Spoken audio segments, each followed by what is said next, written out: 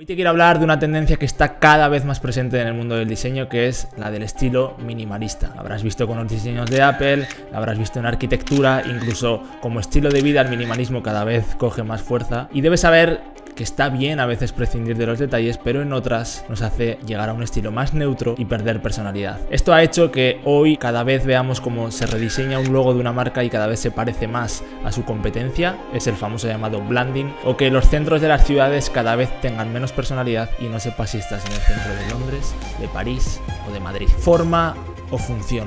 ¿Dónde está el equilibrio exacto entre esto? El otro día mi amigo Fernando me mandó un post de Instagram que era un hilo realmente en el que hablaban de el peligro que tenía el minimalismo en el mundo del diseño. Y era muy interesante como por ejemplo ponía las cabinas de Londres, míticas cabinas que todos conocemos como un reclamo cultural de la ciudad, y cómo derivó el diseño de las cabinas telefónicas posteriormente a un diseño tan neutro que al final en todas las ciudades era igual. Ponía también por ejemplo el ejemplo de los postes de las aceras, como antiguamente dependiendo de la ciudad veías un estilo de poste otro, y el llevarlo todo hacia el minimalismo lo ha llevado a un estilo en el que al final el mismo poste puede estar en Nueva York que en París porque no tiene personalidad. Este debate me pareció muy interesante porque yo siempre he abogado por el estilo minimalista de Dieter Rams, por buscar siempre la esencia, por el menos es más. Y dije, ostras, cuidado, porque ¿dónde queda la cultura? Si nos fijamos en los centros de las ciudades, antiguamente los centros de las ciudades a nivel arquitectónico, el reclamo cultural siempre, y sigue siendo a día de hoy, eran edificios creados fundamentalmente por la iglesia. Esos edificios, a diferencia de cómo se hace hoy, normalmente la iglesia se los encargaba a arquitectos o artistas de la zona. Véase el caso de la Sagrada Familia que se le encargó a Antonio Gaudí.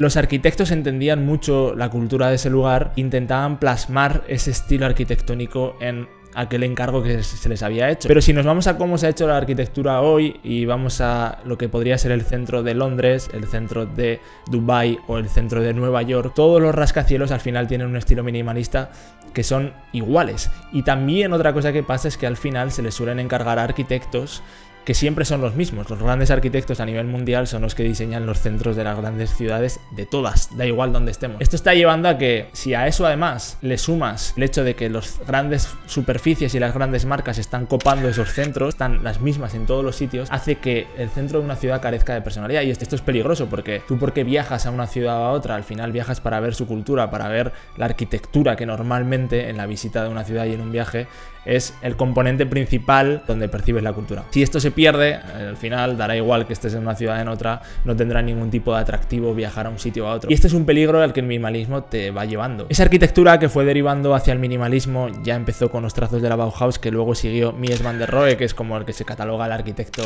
que empezó todo este estilo minimalista. Estaba hecha en base a unos fundamentos de diseño, se hacía con un sentido, con un pensamiento en el que se intentaba ver la pureza del material, se intentaba comunicar algo, y cada obra acababa teniendo un fondo de comunicación. ¿Qué pasa? Que al final, cuando este minimalismo va derivando en unas cosas ya sin sentido porque no lo tienen, acabas teniendo un diseño que carece de fondo, y la forma también carece porque nos vamos al minimalismo en el que trata de pulir los detalles y evitarlos. Entonces acaba siendo un diseño vacío, que no tiene ningún sentido, que no comunica nada y que carece de todo tipo de personalidad. La simplicidad está bien, y al final es algo que yo siempre he defendido. Si eres capaz de llegar a la esencia de las cosas y transmitirla en un diseño con menos, de una manera más simple, va a ser mucho más efectivo. El otro día, al hilo de esto, me topaba con una entrevista que le hicieron a Zetangana, en la que le preguntaban sobre cómo había concebido todo lo que había sido el concepto del disco de El Madrileño, y él hablaba que había estado estudiando tipo de elementos caracterizaban a la música popular, hasta el punto de que la música popular bien hecha, la que más ha trascendido, ha llegado a un punto en el que esos cantes ya ni siquiera se saben quién es el autor, porque no importa, porque es lo de menos, porque ya al final ha llegado un momento en el que se han popularizado tanto que se los ha atribuido la sociedad, da igual quién sea el autor. Y él analizaba un poco esta música y decía que al final hoy nos estamos perdiendo en la forma, cuando al final lo que importa es el fondo. Vamos a darle al play y ver lo que decía, que es mucho más interesante que lo diga él. Los temas de Bad Bunny que han triunfado y que han cambiado tal, que la mayoría son los temas más emocionales, son cosas que si les cambias el patrón de reggaetón y los pones en otro momento de la historia, te siguen funcionando exactamente igual, ¿no? Porque es un tipo que ha escrito,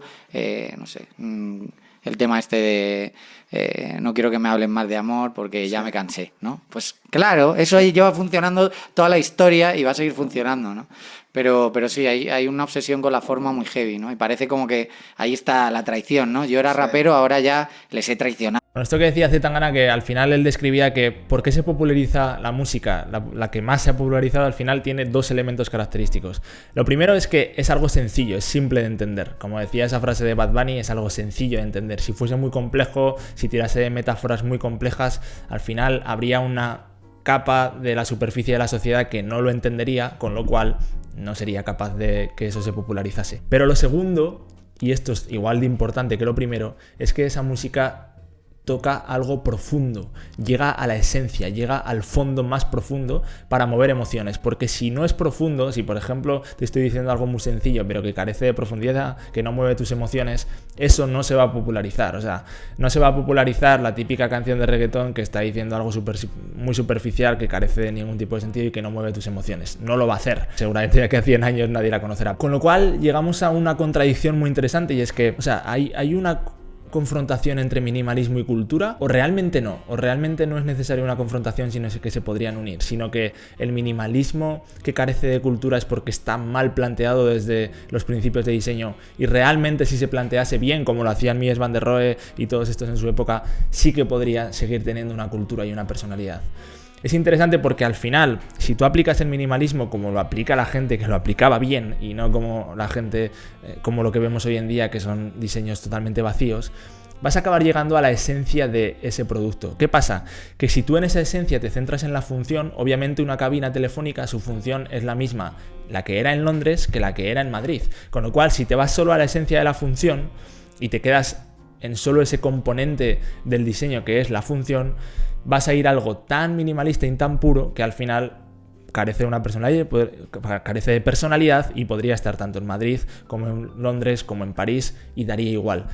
Pero si piensas en el diseño como un objetivo, como algo que busca solucionar un problema y satisfacer una necesidad, vas a pensar que al final no solo la función importa, sino que también en esa búsqueda y en ese ejercicio de ir a la esencia, también debes buscar cómo transmitir la cultura, cómo integrar ese diseño en la arquitectura de la ciudad, en la arquitectura del país, en esa cultura, en ese folclore, en todo eso que representa a esa ciudadanía. Y ahí vas a hacer un ejercicio profundo de intentar, que eso es lo difícil, buscar la simpleza para transmitir algo muy profundo que se integre perfectamente en esa sociedad. Si haces eso, estás consiguiendo minimalismo, pero un minimalismo que tiene personalidad. En cambio, si aplicas el minimalismo como se aplica hoy en día, mal hecho, como todas estas tendencias que veíamos, como los rascacielos de todas las ciudades, como algo que podría estar en cualquier lugar del mundo y no sabrías ni dónde estás, acabas llegando a la neutralidad. Y lo neutro tiene un grave problema. ¿Y cuál es? Que no trasciende. Que después de unos años nadie se va a acordar. Si no quieres pasar indiferente,